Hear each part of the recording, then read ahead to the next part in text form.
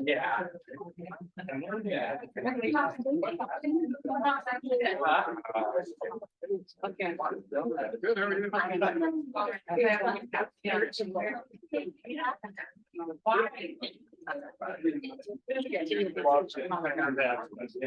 Yeah, I was like, I'm going wrong. I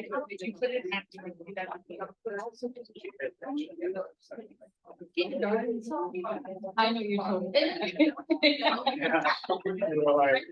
You were so It didn't sound that bad. You gotta know, I don't know, Snarky, oh yeah, we get it. It didn't sound that bad. Why? It's really. Yeah, but I think you might have, it's like, oh, I have one. Well, I don't think I. Yeah. I don't think. Definitely eat it. Oh, okay. No, I mean.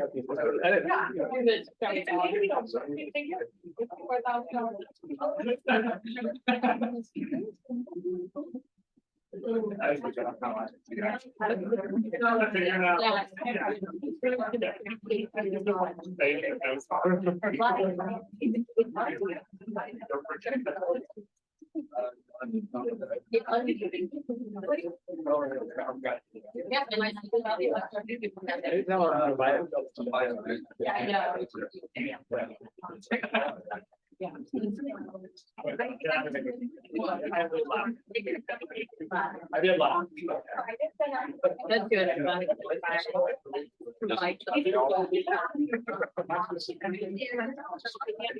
Here. Well, that's because we have people on Zoom. Yeah, right.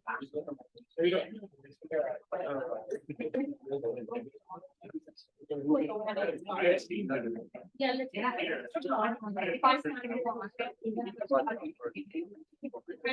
Good afternoon, everyone. We'll get started.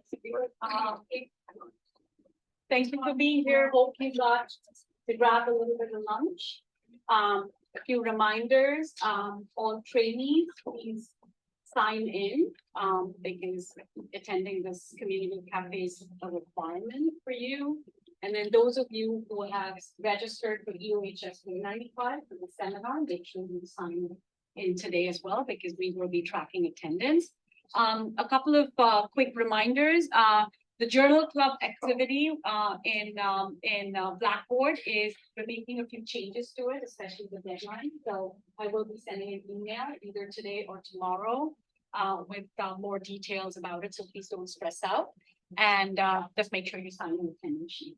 So with that, we'll get started. I'm very pleased to introduce Dr. David Jacobs. He's adjunct faculty in EOHS. And I had the privilege of working with him many years ago, like 10 years ago, I think. And this was one of the projects that I did work on, the Hero Women Study. So we're really excited to have him speak to you today. I'm going to let him tell you more about his background and the amazing work that he has done, and also about his book that he published recently as well. So take it away. Okay. Thanks. It's great to be with you all. I guess I should also say during the 90s and the early aughts, I ran HUD's lead poisoning prevention program, focused on lead abatement. And I'll try to put this in context. But what I wanted to do with you today is sort of go through this study that Dr. Pratap just mentioned, and then ask you, having heard, what we found, how would you design the evaluation? Because it looks like we will be doing a second round of this particular study. So, You're all introduced, you're ready to go. no, you want to introduce me again? No, but she already introduced, but go for it. Okay. Hi. Okay, great. All right. Keep going. Nice. Okay, so this was a state of Illinois project, and it was some legislator that came up with this cool acronym, right? CLEAR WIN, Comprehensive Lead Education and Reduction Through Window Replacement. And then I want to put it in the context of what we did over the past half century on what still remains, unfortunately, a widespread problem for many of our children. See now, it was working. There we go. Whoops. So these are the key points. I think that lead paint was actually one of those, unfortunately, very rare situations where science did in fact drive the nation's policy. And furthermore, that policy was actually put into practice. One of the lessons that we learned was it's okay for scientists like me to get involved in this and state some of the evidence about why that is bad for you, but you got to have the voices of the community and particularly parents. I remember testifying before the Senate a couple times, and I would talk about how many kids are poisoned and what it does to you. But when that mom got up and said, I didn't need the health department to come out here and tell me to wash my kids' hands better or feed them better, I needed help getting my house fixed. And you could hear a pin drop in that room. So I'll talk a little bit about how this relationship with scientists, government, the private sector, and parents in particular can create political will. We've had some enormous progress, but as I'll show you in a moment, the exposures still remain both disparate by race and income and ethnicity, but also they're still quite widespread, despite the progress we've made.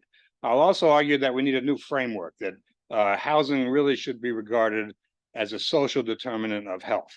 And in public health, usually, well, actually in the environmental world, we look at infrastructure because those are shared resources. But that has not worked well for housing because housing is basically not part of the shared commons. It's not part of our infrastructure, supposedly. I once went to CDC and I argued that houses in this particular circumstance actually communicate lead poisoning because it's the lead in the paint, it's in the house that causes elevated blood lead levels. But when I said that at CDC, they said, no, it's not a communicable disease. It's a non-communicable disease. So we'll talk about that a little bit. And then in the housing world, houses are really regarded as a way to build wealth. So every HUD secretary has always championed home ownership as a vehicle. So all three of those frameworks have been difficulties. And then I'll talk a little bit about this study that we already talked about. So this is what I want to do, explain why window replacement matters so much. I'll talk about the last 50 years, and then we'll hope to have a discussion about how would you go about designing a scientific evaluation of this new Clear Wind program, and then some closing thoughts on where we need to go. So this was a study that we published back in the day. It was, and so you can see some of the authors here were Matt Tobin was a student here. Lorene Targos was a student who went on to work at EPA. Dale Clarkson was at the Peoria Health Department. Some of my colleagues at the National Center for Healthy Housing, and Dr. Pratap and Salvatore Calli were both here at UIC at the time. So windows really matter because they turn out to have the highest levels of lead paint compared to any other building component, like walls or windows or doors. So windows matter. They're also the building component that's most likely to be deteriorated. Now, why do you think that would be? What is it about windows that would make them more deteriorated than other components? Yeah. Because they're exposed to snow. Sometimes the snow is more there, and then sometimes they not really clean the windows. I mean, they not a lot of painting in the windows. Okay, so the windows may not get cleaned as much, and they also have a big thermal gradient, and that's also a key component where moisture intrudes. The main cause of premature paint failure is actually moisture. Yeah, go ahead. Yeah. Right, so you have moving components, and sometimes that friction can release dust. So in homes constructed before 1940, where lead paint is most concentrated, 41% of window exteriors and 20% of interior windows had lead paint above the minimum level that the feds regulate, 1 milligram per square centimeter. And then they also have high dust levels, 10 to 100 times higher than on floors. So they're important. I want to back up a little bit and talk about units of measure, because in the lead field, it's a little unusual. Usually in the environmental world, we talk about parts per million or weight concentration, right? But in this field, we describe paint loading as milligrams per square centimeter, so weight by surface area. And for dust, it's micrograms per square foot. So why do you think that is? Why would we want to use loading instead of concentration in paint? So imagine you have a paint layer that's 5,000 parts per million, and then you add another layer of non-leaded paint and assume it's the same density. What happens to the concentration by parts per million in that new paint film? It goes from 5,000 to 2,500, right? And if you add enough layers of paint, eventually your lead paint would disappear, even though of course it's still there. But if you use loading, the number of milligrams per square centimeter never changes, no matter how many layers of non-leaded paint you add. And it's the same thing for dust. Let's suppose this is a long-winded way of saying that we got to pay attention to how these units of measure will actually be used. So if we turn to dust, we measure that in micrograms of lead per square foot of surface area.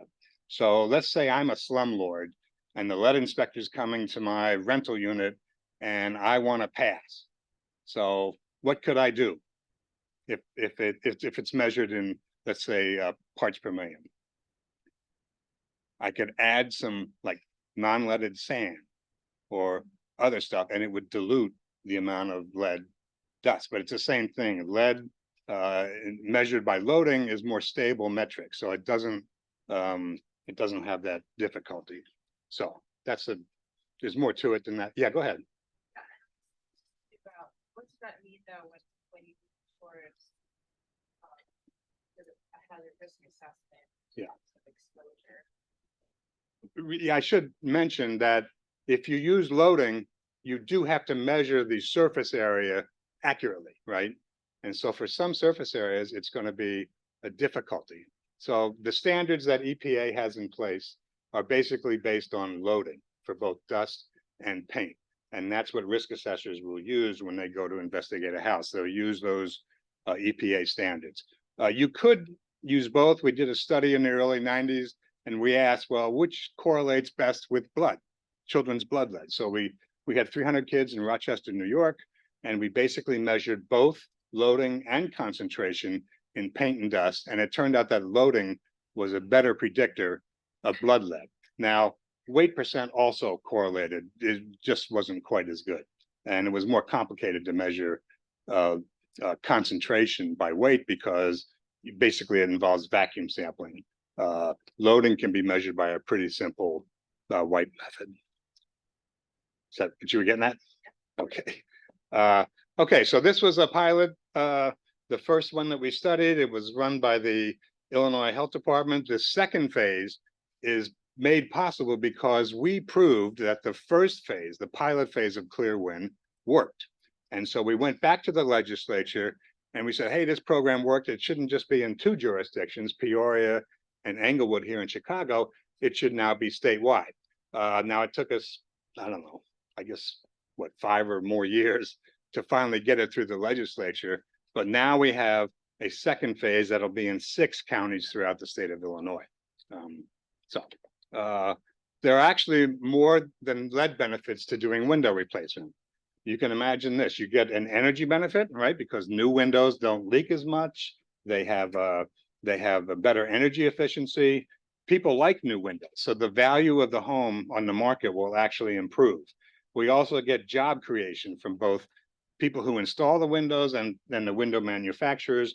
And then, as we know, because lead has so much lead paint and dust on it, we have a health benefit as well. But that's mostly hidden, and most people don't decide to put in windows based on the health benefit because it's not recognized by the market. So we'll talk about that. This is the context. So I want to digress a little bit from Clearwind. This is the book that was mentioned earlier. I have a couple copies if people are interested in it, but I just want to let you sort of turn the clock back and say where we are today. We've actually achieved a lot of success. Blood lead levels in this country have improved by nearly 95%, from 12.8 to less than 1. Now, it's not an UGDL. Some people say, what is an UGDL? It's a micrograms of lead per 1/10 of a liter, deciliter of blood. In other countries, it's actually measured a little bit differently, micromoles per liter, or sometimes it's micrograms per liter. But anyway, these are data from the National Health and Nutrition Examination Survey. And does this thing have a, I guess it doesn't have a pointer, but if you look at the right here, you can see that these 95% confidence intervals do not overlap. And that means that the difference in non-Hispanic Blacks and white children is still statistically significant, different. So you can see that the disparity has improved. So not only did population blood leads go down, but also the disparities went down, but we're not there yet. It's still a significant difference. If you go back the clock further, in 1976, when we first started counting the number of poisoned children in this country, you can see, look at the, where are we? On the left, the orange line is Black children, and you can see nearly 100% of them had blood lead levels above the CDC level of concern in the 90s, which was 10 micrograms per deciliter. So again, the disparities have come down, but it's pretty amazing now, if you think about it, that 85% of white kids and nearly 100% of Black kids had blood lead levels that were deemed to be excessive. So this was a significant issue. The same thing happened with the number of housing units. The U.S. Department of Housing and Urban Development started counting the number of homes with lead paint, and in 1990 was the first survey. And since then, it's declined from about 64 million houses to 35 million. We have about 110 million housing units in this country. So you can see that it's that it has improved significantly over time, but there's still 35 million homes. That's a lot of homes, isn't it? So it still remains very much a problem in front of us. So where we are today, I published with Mary Jean Brown, the former director of CDC, a study that showed we likely still have about 590,000 children pretty much every year who still have elevated blood lead levels above the current CDC level, which is 3.5 micrograms per deciliter. There, as I said, there are these disparities not only by race and ethnicity, but also by income and housing quality. And note the bottom one, the number of houses with deteriorated lead paint, which is one of the most serious problems, it actually increased by 4 million from 2012 to 2019, those two surveys. Why? Well, the housing stock is aging, and those older homes continue to get older, and as they do, they have a more likelihood of deteriorated paint. The book argues that basically we were at 3 phases. In 1971, Congress passed the first lead-based paint poisoning prevention act. And because it was deemed to be a health problem, they thought, well, let's give it to the health authorities and they will deal with it. And so doctors in that era primarily, not exclusively, but primarily did a triage approach where they did blood lead testing and tried to identify kids who had already been exposed and then maybe intervene to protect it from getting worse. There was a small primary prevention housing-based approach that started in 1992 when Congress reformed the 1971 Act, but it was pretty small. But a lot of the architecture that we have today was built in that time period from 92 to about 2015. And I think where we are today is trying to expand these rather small scale, kind of specialized efforts to a much larger scale so that the tens of millions of homes that we still have with lead paint can be resolved once and for all. This is one of those diseases that actually could be conquered, sort of like smallpox. We know what the main source is. We only have to bring these proven solutions to scale. But we did have a number of false starts. So I show this diagram because this is the EPA view of lead exposure. And you can see that it's primarily focused on air, soil, and water, and then a number of other things. But where is paint? Well, you can kind of see it. It's kind of buried in here, and it's a subset of indoor dust. And it is true that most lead exposure occurs from paint to settled dust on floors, and then children, when they start crawling around at age 1 to 3, usually, some of you have kids, right? You know that at that age, everything goes in the mouth. So it's that hand-to-mouth contact that is the main source of exposure. So it is true that indoor dust is the main exposure pathway, but what might some of the other pathways that are not shown here might be important? Well, I'm trying to get at, oh, go ahead, sure.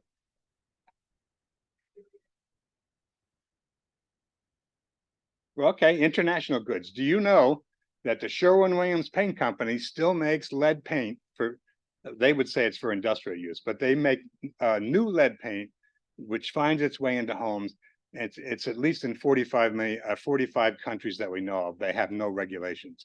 The UN and the World Health Organization have initiatives to try to put a stop to that and to encourage countries around the world to adopt their own lead laws like we have here. They're not allowed to do it here, but they are allowed to do it in some of these other countries.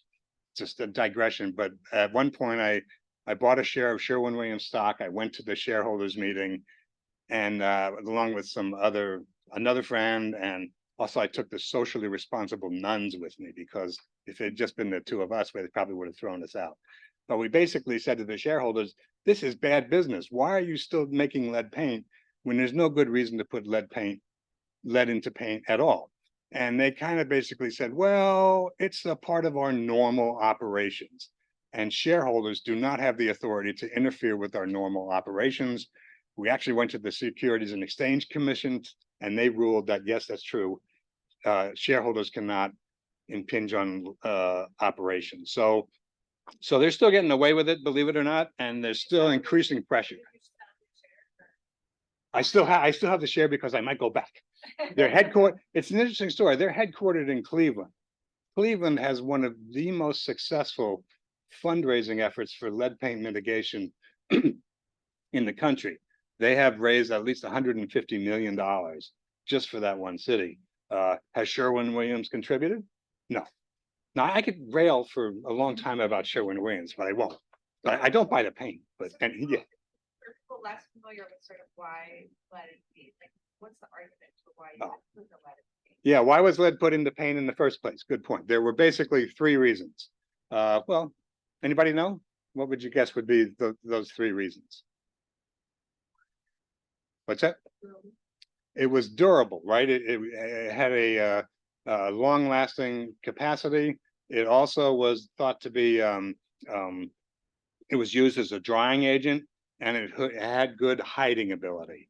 Now, nowadays, it was basically displaced by titanium dioxide, which is much lower toxicity, around 1950. And but the US, unlike most of the other countries in the world, did not ban the use of lead in residential paint until 1978. Most other countries had banned it in what was it, 1920, when occupational health professionals argued with the International Labor Organization that we should have a standard that prevents the use of lead, ostensibly to protect workers, but also, of course, it protected children as well. So most of the other advanced industrialized countries in the world, they signed that convention, and so lead paint was effectively banned. But we didn't do it until 1978, and the result is now obvious. We have tens of millions of homes with a toxin that causes increased problems. So anyway, we have this complicated picture of lead. It is a multimedia pollutant now. There are a number of pathways, but this kind of a depiction actually enabled the lead paint industry to start pointing the finger. They would basically say, oh no, that's not our lead, that's somebody else's lead. It's in gasoline, it's in food, it's in water, it's it's landlords not taking care of their properties, or parents not supervising their kids adequately. They even sometimes blame the children for bad behavior. That is, they would chew on surfaces, and so therefore it was the child's fault. So I debated this guy, John Weaver, back in 1985. He was a Sherwin-Williams paint chemist, and he basically said this. This is a quote from that debate. He basically said, cleanliness is next to godliness. It was practiced by those legendary Dutch housewives of old who vigorously scrubbed their apartment, and that's what we need to do to solve the lead in children problem. So, in other words, we blame the moms, right? They're not cleaning the house right. It's their fault. So I had a field day with that guy. It was a fun debate. But it did work to confuse what the primary responses should be to the lead problem. CDC lowered its blood lead levels over the years. In 1971, if you read the first Surgeon General's advisory, that said basically that 80 micrograms per deciliter was an unequivocal case of lead poisoning. Now, just to put that in context, the fatal dose of lead for most children, depending on other factors, is around, anybody know?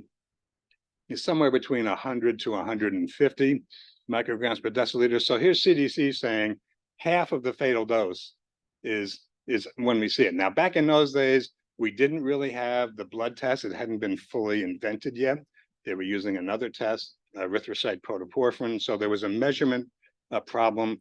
But over the years, as the evidence became clearer, CDC gradually reduced the so-called the reference dose is what it's called now, or a level of concern. As the research became clearer, that lower and lower doses created health hazards. So there was progress, but of course, what's the problem with only measuring lead in blood? Which is what most of our health, we still do this actually. Most health departments chase around after poisoned kids and test their blood to see if they're at risk. So not only we're kind of using children as detectors of lead, when in fact we have other instruments that we could use to test the house, not just the kids. But what's the other problem with using blood lead as our sole measure of exposure? Yeah. It's slightly invasive procedure and Okay. Lead level will always change. Okay, so it changes because the half-life of lead in blood is about 30 days, actually. So it is more of an unstable measure, but it also integrates all sources of exposure. So we don't really know from a blood test, well, is it the food? Is it the house? Is it, you know, the school where he goes to school? So there's other factors. Now lead is it's a good measure of lead toxicity, and it did work to some extent because at least it was a trigger that prompted action. Yeah. I mean, obviously the other problem with lead is that kids already got the lead in them. Right. So and that was the change that happened in 1991. I pay her to ask these questions, by the way. But so in 1992, Congress said, you know what? We should not just be testing kids' blood because the exposure's already been happened. So instead, we will have what was called primary prevention. We should be taking action before the child is exposed and then making sure that the blood lead levels don't rise. And on paper, that's the law of the land now. Now, making that in practice happen is a challenge because, you know, I'm not saying there shouldn't be blood testing. There should. We still have to find these kids and we still have to intervene. But the real challenge is to find the high dose sources in our environment, which I think is principally still lead paint in housing, but there are other things that are as important as well. So primary prevention is taking action before exposure occurs. Secondary prevention is typically the blood lead screening and some, you know, anticipatory guidance. And tertiary prevention, anybody know what that might be in this context? Huh? Chelation therapy, and the kid goes to the hospital typically. And the point of chelation is it doesn't really work very well unless blood lead levels are over 45. It's not recommended because chelation actually removes not just lead, but other metals from your body that you need, like iron and zinc and calcium and the like. So chelation therapy has its place, but it has to be done very carefully. So that early 71 law basically said we should focus on the mere presence of lead paint. And that meant that if you're told you have something dangerous in your home, what's going to be your first response? Get it out of the house, right? Any way possible, get it out of there as fast as possible. So these were the methods that were used back then. So the right-hand picture is Mark Farfel's work. He was a researcher at Johns Hopkins. You can see the guy burning off the lead paint. And then the pictures on the left was my study from a public housing authority. You'll notice in this case, the workers did have powered air purifying respirators, but the exposures I measured was about 11,000 micrograms per cubic meter over their 8-hour workday. So anybody know what the OSHA permissible exposure limit for lead is? It's 50. So these guys were running at 11,000. It's interesting that we saw not only worker exposures above, but we also realized we could not get the houses clean enough. So not only were the workers being exposed, but the children who moved into those homes were also being overexposed. So the new methods basically take a much stricter view of how of controlling dust. Okay, so this was the perfect storm. We had the public health crowd focused mainly on screening and medical management. The housing folks basically did not include health issues like lead into their operating and capital improvements budgets, and the environment remained focused on gasoline, water, and industrial releases. So this, of course, produced paralysis.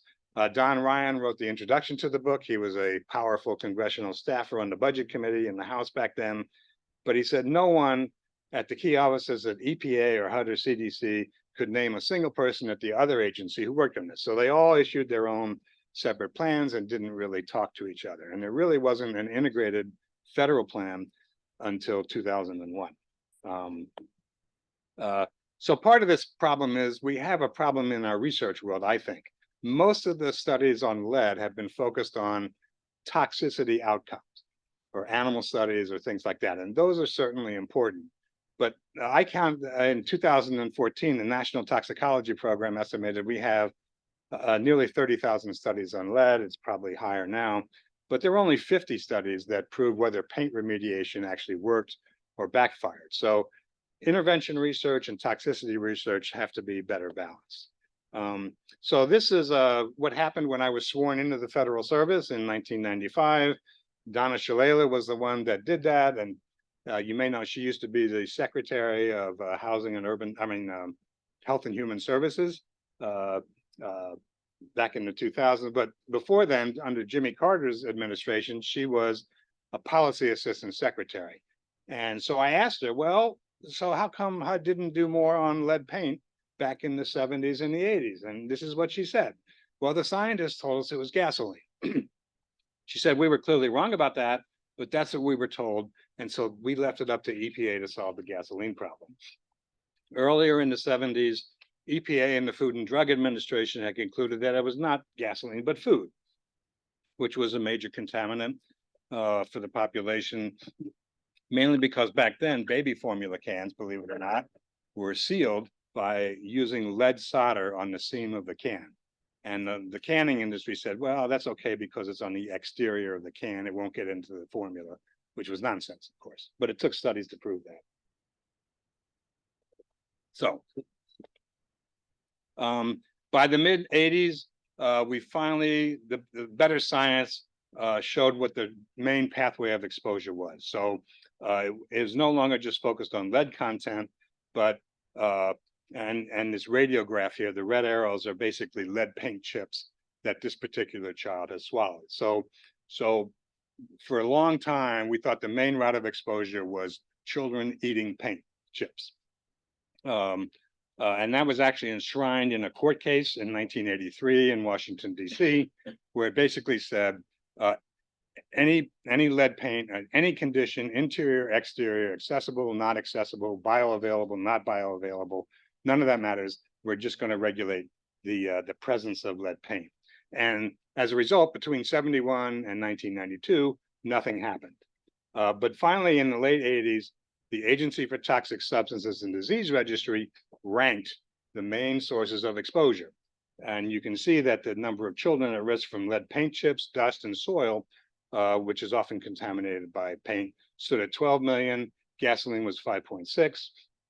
And then you see some of the other sources of exposure. So in that report, the agency basically told Congress lead paint remains an untouched and enormously serious problem.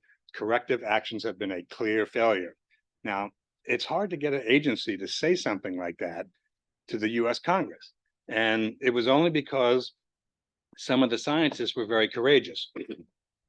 Paul Mushak was a leading lead toxicologist and the primary author of that report, and he had to resign from the Public Health Service to get that report out the door. He said, and this is a quote from the Washington Post, "There's no way in hell you can comprehend how complex this problem is in a boiled down, misleading, and essentially neutral document."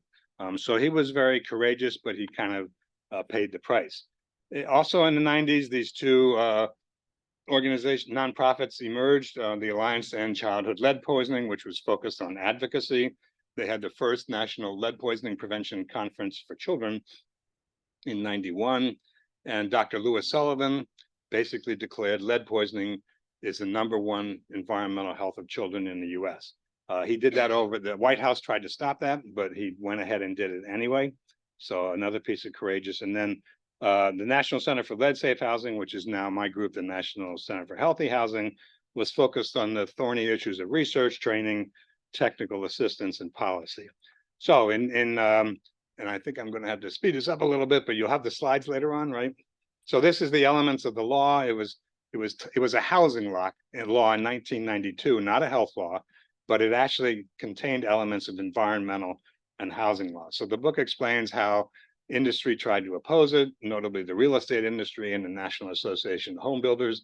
It showed how the pathway science in the 80s had enabled Congress to redefine what a lead paint hazard was as basically 3 things: deteriorated lead paint, lead contaminated dust, and lead contaminated bare soil. That's the way in which most children are actually exposed. And that enabled the responses to be tailored. This law also, for the first time, protected construction workers from lead. Isn't it weird that a housing law would be used to force OSHA to not only protect workers in battery plants and industry, but also to protect the guys in construction who were remediating these homes? And then most importantly, that authorized privately owned housing remediation, low-income housing, which arguably is where the problem is most severe. So that was translated into guidelines. So the science was translated so that people could use it. There was a scientific evaluation that we ran of 3,000 housing units in 14 cities. And it basically showed these new methods that were focused on deteriorated paint, lead dust, and lead soil were actually working. I mentioned the community groups and the parents groups. United Parents Against Lead had chapters in about 30 cities across the country. There was a campaign for a Lead Safe America launched by the White House, actually, and it documented their stories, their creativity, and how they collaborated with scientists. This is one of them. This is Leanne Howe, who was a mom from Ohio. She dressed up as Lady Gaga, you know, the takeoff on Lady Gaga, right? And then she had these hand puppets, a little Dutch boy hand puppets, so she would educate kids and their parents about the importance of lead. This is the United Parents Against Lead. After I met up with them this during the time of COVID, actually, we met up at a coffee shop somewhere, but they're still out there, and they still play a key role. But none of this is a straight line. So in 2004, the HUD secretary at the time, Alfonso Jackson, attacked the program. And he actually said this, if you can believe it. It's sort of like the paint companies, isn't it? We'll blame the moms. If we can educate young moms before the kid ends up in the emergency room, we've done our job. And then in 2012, the CDC director at the time, Tom Frieden, also attacked the program in 2012. So there were nationwide protests, but you can see the effect. So this is the HUD budget. And if you look at, the attack occurred in 2004, you can see the funding kind of just declined over the years. And then for CDC, the same thing happened in I can't see this here. But you can see here that the funding was just about wiped out. So the book explains why that happened and then what the response was. And basically, there were nationwide protests. This was the declaration of National Lead Poisoning Prevention Delegates to a major conference. They issued this declaration and organized and went to Congress and basically said, this program matters. And they started doing that in 2016, and you can see the results. The blood levels, the funding levels actually increased. Around the turn of the century, there was also the birth of the US healthy housing movement. So the idea was, let's apply what we learned from the lead paint experience to other housing-related diseases and injuries. So what are some other housing-related diseases and injuries that we might be worried about? Okay, asbestos is one. Lots of homes have asbestos. Radon is a second leading cause of lung cancer, and it's almost entirely in the home. Good one. So there's actually a lot of them. There's asthma, mold-induced illness, and the like. So the book explains how that happened. In 2009, the Surgeon General issued a call to action on healthy homes. And in the public health world, that's a big deal. That's how we started the whole anti-tobacco stuff in the 60s. So there were also international efforts. The World Health Organization issued in 2018 the International Housing and Health Guidelines that we're now trying to get implemented across the world. So as I mentioned at the outset, we have these three constructs among the health, environment, and housing worlds. They don't really work that well. Communicable and non-communicable disease, environmental shared commons, and the housing world focused on wealth creation. So the book argues that we need to replace that with the social determinants of health framework and get out of the straitjacket. Because in the health world, we're mainly focused, where's most of our money go? It goes to communicable diseases, right? And obviously in COVID, that was a communicable disease. So you can see that, but we shouldn't be ignoring these so-called non-communicable diseases. Okay, so to turn to the Clear Wind study, and you can see this little boy mouthing the windowsill here. So that was windows we know are a major source. So basically this study included lead-safe window replacement. Clearance means dust testing after the job has been completed to make sure that the levels of lead dust are low and safe for the children. They used the standard white method. You can see where they were collected. We use an accredited lab right here at UIC actually to do those tests. The evaluation included 50 units in Englewood, Chicago, low-income area, and 50 in Peoria. The larger program had about 500 units served as well. So not only did we measure lead and dust, but we also did a health interview. We took a visual assessment of the home, and we looked at paint condition. And then we also calculated the costs and the benefits and the net benefits to prove not only that it worked, but that it also makes good financial sense. So we need to do those things as well. So these were the results. Lots of windows got replaced. Some of these older homes have lots of windows. Like in Chicago, some homes have 22 windows. So and windows are expensive to put in. This is what we found on dust. Not surprisingly, the lead levels, this is 1 year after the windows had been replaced. The levels of lead on window wells and window sills were sustained, and they were like 99 and 90, about 90% lower 1 year later. But we also found a reduction on floors. And remember, floors are the surface that most children contact most frequently. So why do you think floors would be related to lead dust on windows?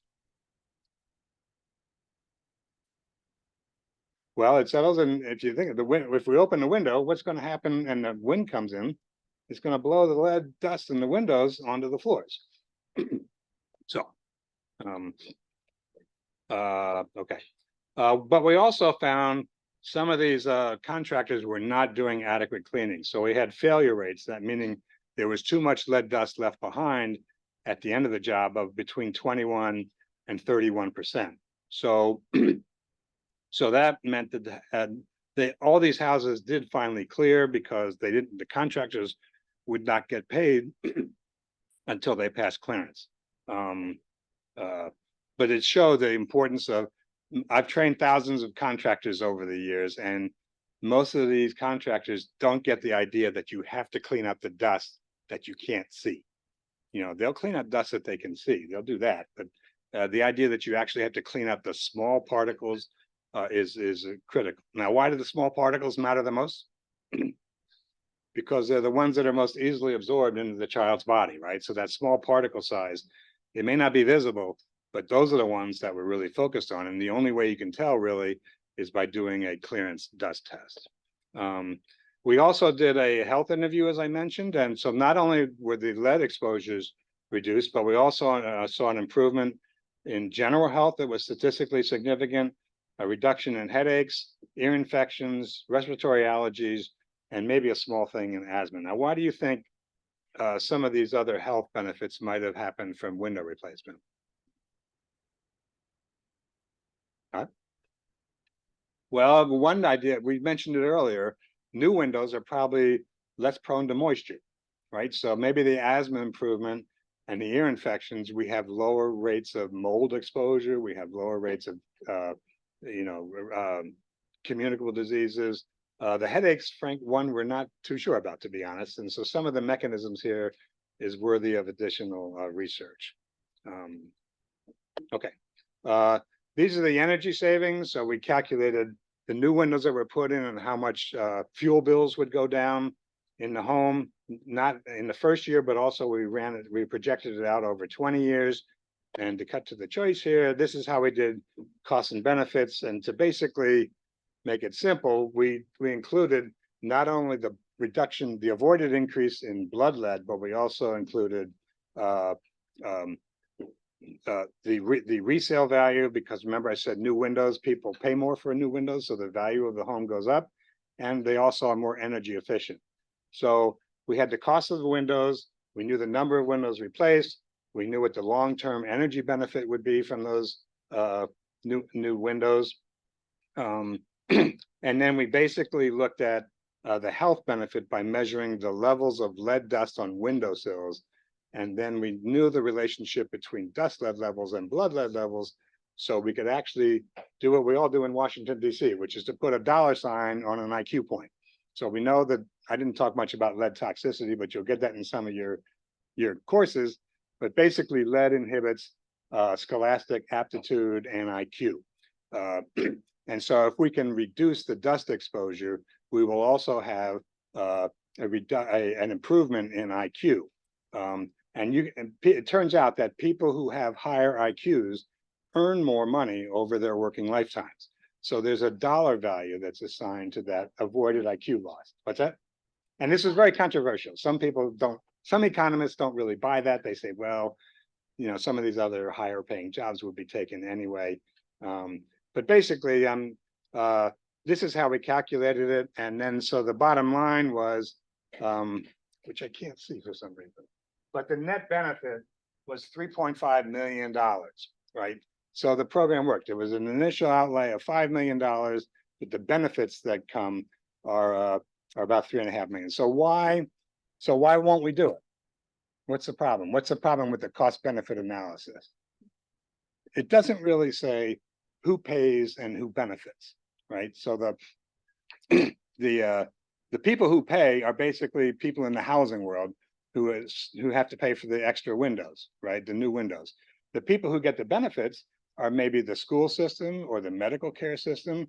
But if I'm a landlord, I don't really get any of those financial benefits. So it means that window replacement or lead abatement, it's unlike any other housing improvement.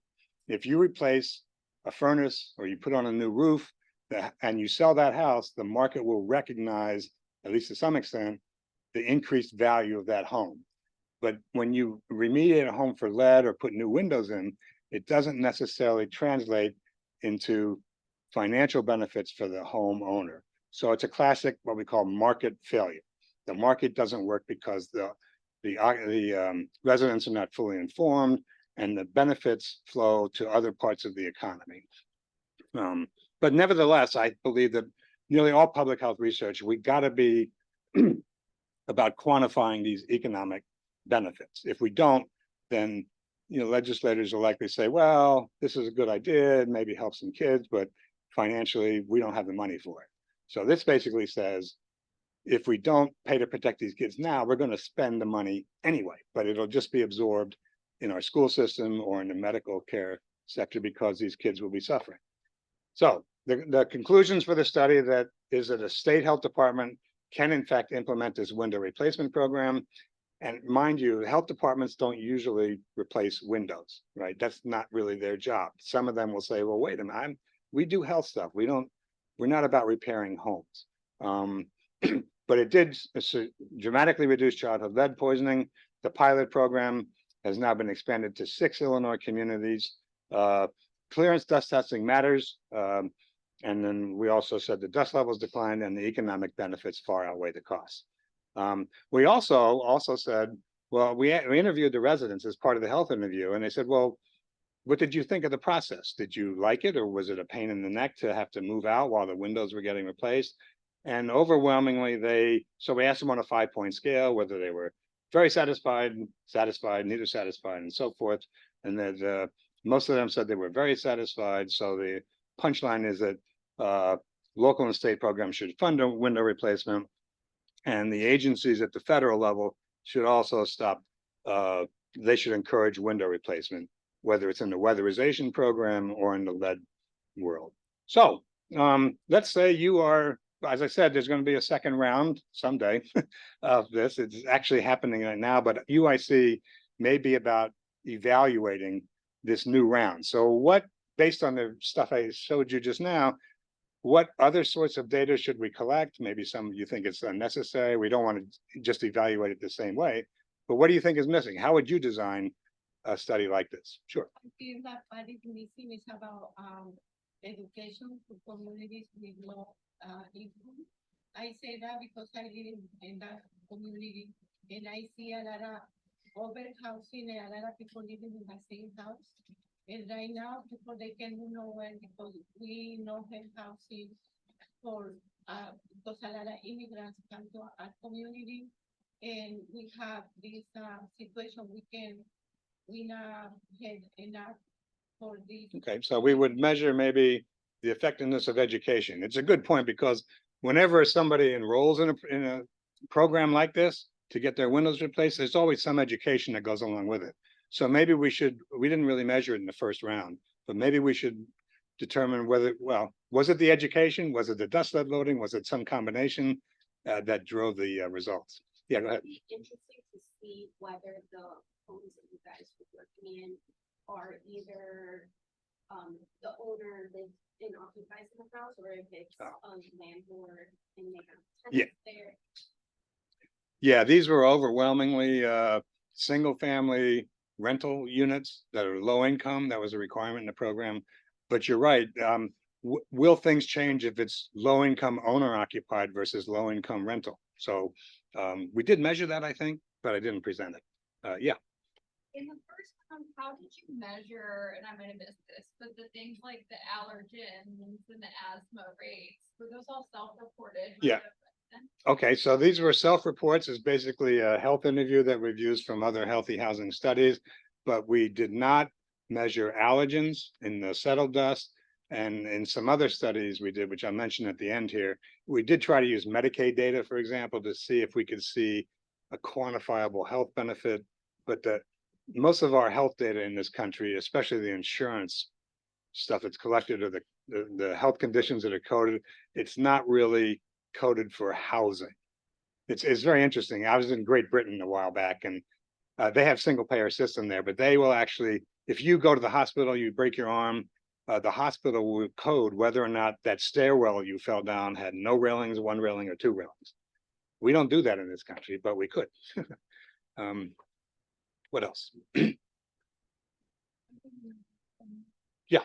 What about our campaign to testing children? Because we always do that when when a child is in the hospital, we start checking the house, but what about prevention? Because I see a lot of problems in housing with land in my community, and only do that when somebody report or something like that, but we need to have more campaign. Okay, so how do you, I mean, maybe I translate that comment to say, do we make this program, do we require that children whose families enroll in the program already have elevated blood lead levels?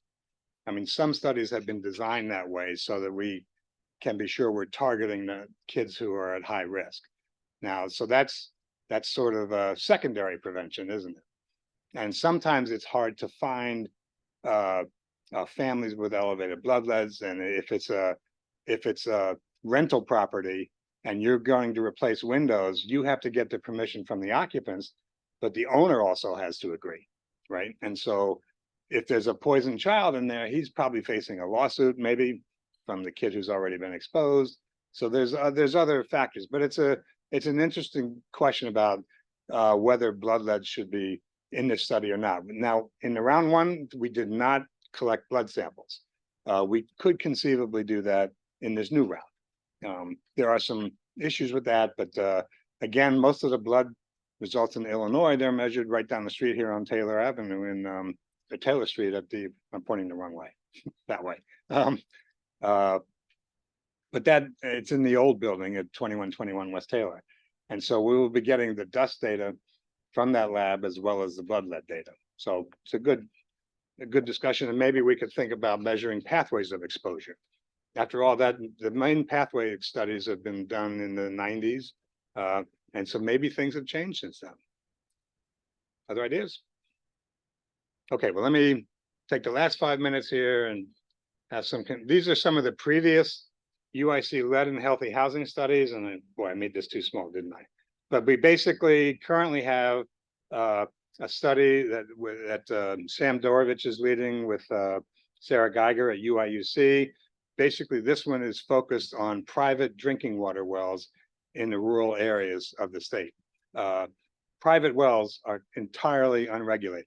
Nobody really tests the water for lead or other things, but we are finding a significant particulate lead in these homes. Susan Buchanan and I did a study in New York and Chicago that looked at ventilation in homes with gas stoves. Gas stoves have been in the media a lot, right? And the Republicans will argue that Joe Biden's going to come and take your gas stoves away. But the question is, well, if we ventilate, will that be effective? And so what this study showed, to make a long story short, is that yes, ventilation does help, but for some contaminants, notably nitrogen dioxide, better ventilation did not, in fact, improve the emissions from gas stoves. And there's still some argument about why that is, but the point is you have to do two things. You've got to ventilate, but you also have to do what we call source control, meaning remove those gas stoves and replace them with induction or electric. You still need ventilation, you need both. We looked at, in Galesburg, UIC looked at predictors of water lead levels from domestic wells. And then we also are doing a study with UIUC looking at new kitchen range hoods that actually operate at a low level continuously. So the problem with gas stoves is you may have a hood, but how many of you actually turn it on when you cook? I mean, well, some of you do, good, but a lot of people don't, right? Because it's too noisy or whatever. So so that's something that we're looking at as well. It's called the extract study, and then we're also with Paul Sambanis, we're looking at artificial intelligence to identify sources and pathways of exposure in Galesburg. Dr. Forst and I published a paper looking at how occupational safety and health should interact with housing and the like. Moving into green healthy housing, the MIGHTY study, you like that acronym? But that was the study where we tried to look at Medicaid data here in Chicago, and it didn't really work well, but that's a whole nother story. We looked at demolition from single family housing. What happens to that dust when you're demolishing them? Then we also looked at how housing is related to public health going back 30 years. And then finally, I guess I have demolition in there twice. Yeah, go ahead. I was just saying we're out of time because there's a class in there. Oh, I thought I had till 1. Okay. Okay, so skip that. The 9 key lessons we want to do, but you got to have research, you got to have guidelines to translate the research, you got to have legislation so that the research is turned into law, public education and advocacy. You got to harness the market forces, subsidize and enforcement matter, and then primary prevention. Don't just wait for kids to get poisoned, but act in the first place. So this is my punchline, but lead paint is sort of like climate change in some ways. There are some people who say it's too big to solve. Right? There are too many homes with lead paint. And some people say, oh, that problem doesn't exist because we took lead out of new paint in 1978.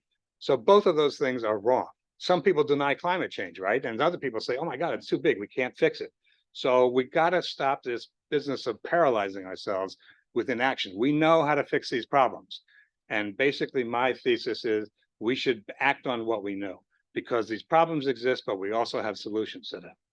And now I'll close with a Franklin Delano Roosevelt quote. He was dedicating the National Archives at another time of existential crisis for this country. And he basically said a nation has to believe in 3 things. It has to believe in the past, it has to believe in the future, but it also has to believe in the capacity of its own people to learn from the past so we don't make the same mistakes, but we correct them going forward. Okay, that's me. If you're interested in the book, let me know. And I guess I don't know, maybe do comments or questions outside the room or?